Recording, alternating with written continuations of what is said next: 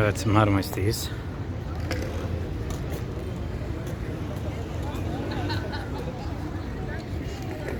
Marmaris Merkez. Şöyle biraz gezelim.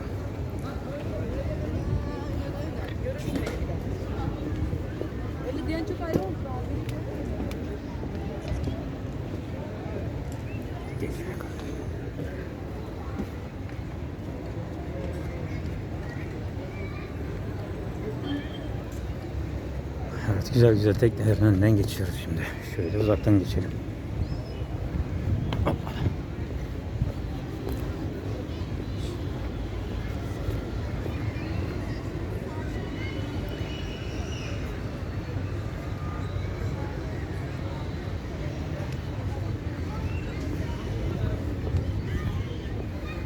Burası Marmaris Merkez.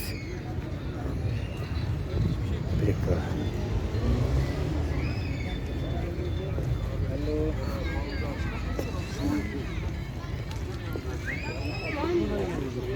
Fiyatlarımız da uygun değil. Burası yani.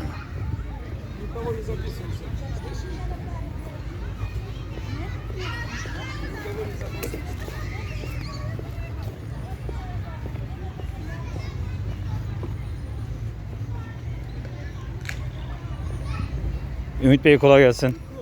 Sağ ol kardeşim. Yaşından yüzüne gidiyor.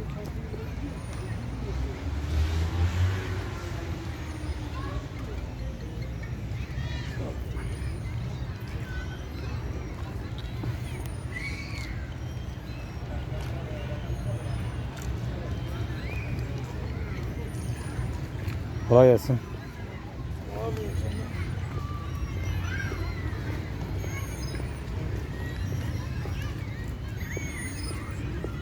Gelsin. Kolay gelsin.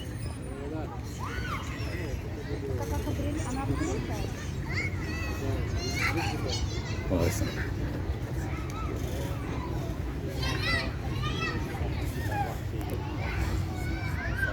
Evet.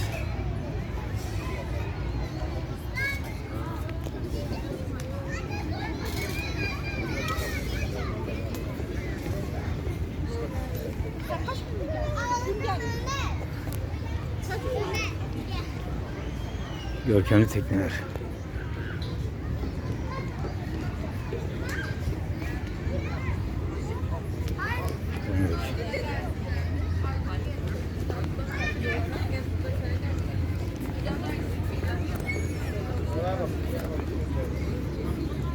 Yarın çıkacağız, şöyle çıkacağız.